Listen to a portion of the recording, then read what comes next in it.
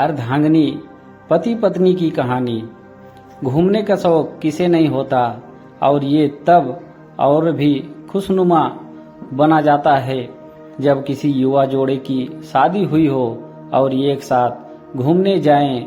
मोहन और सुधा की शादी को भी बस महीना भर ही हुआ था। कंपनी से पूरे 15 दिन की छुट्टी मिली थी।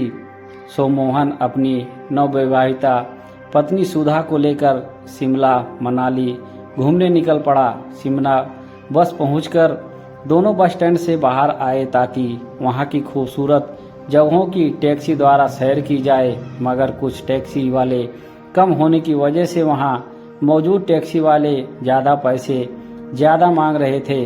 मोहन के कुछ दोस्त जो यहां पहले घूमकर जा चुके थे, उन्होंने उन्हें बताया कि अनजान शहर में अधिक खर्च कहीं मुसीबत में ना डाल दे, इसीलिए हर कोई संभल कर ही खर्च करता है। तभी मोहन की नज़र एक और जोड़े पर पड़ी। शायद वो भी अधिक पैसों की वजह से बार बार दूसरी टैक्सी वालों से बात कर रहा था। मोहन ने कुछ सोचकर उस जोड़े में से लड़के से बात की और कहा, देखो, अलग अलग जाएंगे तो अधिक पैसे खर्च होंगे, मगर यदि हम टैक्सी में एक साथ चले तो आधा आधा खर्च बढ़ जाएगा और हम दोनों की काफ़ी हद तक की टेंशन दूर हो जाती है। मोहन की ये बात सुनकर उस लड़के के चेहरे पर मुस्कुराहट आ गई और वह बोला, हाँ भैया जी, ये तो ठीक रहेगा। जल्द ही उन चारों ने एक टैक्सी कर ली और चल दिए शिमला की हंसी वादियों में। मगर जल्दी ही मोहन और सुधा को लगने लगा कि उन्होंने ऐसा करके गलती कर दी। सुधा को फिल्मी गानों का शौक है, मगर टैक्सी वाले ने गाना बजते ही उस दूसरी लड़की ने कानों पर हाथ रख लिया। ये देखकर उस लड़के ने टैक्सी ड्राइवर से गाना बंद करने की गुजारिश की। मोहन और सुधा को बहुत कुछ बुरा तो लगा, मगर कुछ एडजस्ट तो करना पड़ेगा सोचकर चुप हो गए। मगर दोनों ने गौर किया कि वह दोनों अजीब सी बात कर रहे थे। खासकर लड़की रास्ते में कुछ भी दिखता वो लड़के से पूछती, वो क्या है, ये क्या है, ऐसा क्यों है, वो तो कैसे क्यों है।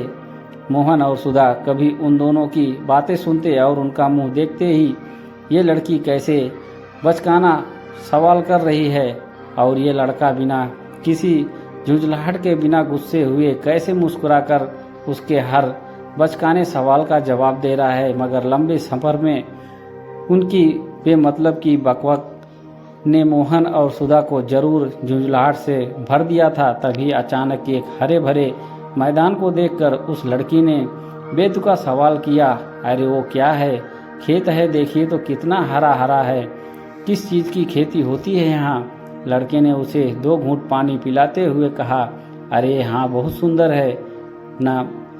ये सुनकर मोहन ने रहा नहीं गया और झुझला कर बोला, ये इस तरह की क्यों बोल रही है। मोहन की बात सुनकर ना जाने क्यों उस लड़के की आंखों में नमी उतर आई।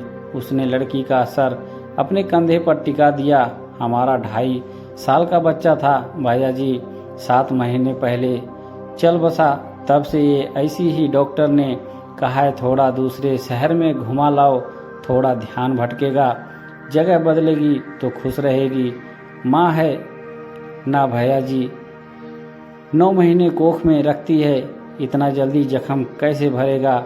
मैं तो बाप हूँ, दुख तो मुझे भी बहुत है, मगर यदि मैं भी कमज़ोर पड़ जाऊँगा तो इसे कौन संभालेगा। डॉक्टर कहते हैं वक्त हर जख्म को भर देता है, ये भी जल्दी ठीक हो जाएगी। भैया जी शादी की है, जीवन साथी है मेरी अर्धांगिनी। कहते हैं अर्धांगिनी मतलब आधा शरीर।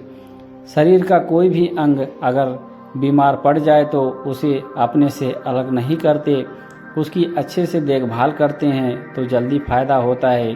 तभी गाड़ी एक बाजार के बीच में से निकल कर रही थी। बाहर खड़े भुट्टे वाले पर देखकर लड़की जिद करने लगी और उसे शायद भुट्टा खाना था। लड़का झिझकते हुए बोला, भैया जी 2 मिनट रोकोगे क्या, मैं जल्दी से, आप बैठे रहिए, मैं अभी ले आता हूँ। कहकर मोहन ने टैक्सी वालों को गाड़ी रोकने के लिए कहा और 5 गर्मा गर्म भुट्टे लेकर गाड़ी में वापस आ गया। ड्राइवर सहित सभी भुट्टे का आनंद लेते हुए आगे बढ़ चले थे। वो लड़की भुट्टा खाते हुए भी अब भी उस लड़के के कंधे पर सिर टिकाए यूं ही बेमतलब सवाल करती जा रही थी और लड़का मुस्कुराता हुआ ऐसे ही जवाब देता जा रहा था। मोहन ने अपनी पत्नी सुधा की ओर देखा तो उसे महसूस हुआ कि सुधा की आंखें भी उसकी आंखें जैसे भीगी हुई थी। मोहन ने अपनी भरी हुई आंखें ऊपर आसमान की तरफ कर भगवान को इस बात के लिए शुक्रिया कहा कि उन्होंने इस मासूम सी लड़की को इतना प्यारा सा जीवन साथी दिया। ये जोड़ी भी ऊपर वाले ने बहुत सोच समझ कर बनाई है। ईश्वर ऐसा जीवन साथी सबको दे जो वास्तव में अर्धांगिनी का सार्थक मतलब समझता हो। कहानी पसंद आया हो तो वीडियो को एक लाइक जरूर करें और चैनल को सब्सक्राइब करना ना भूलें। हमारे चैनल पर बने रहने के लिए आप सभी का धन्यवाद।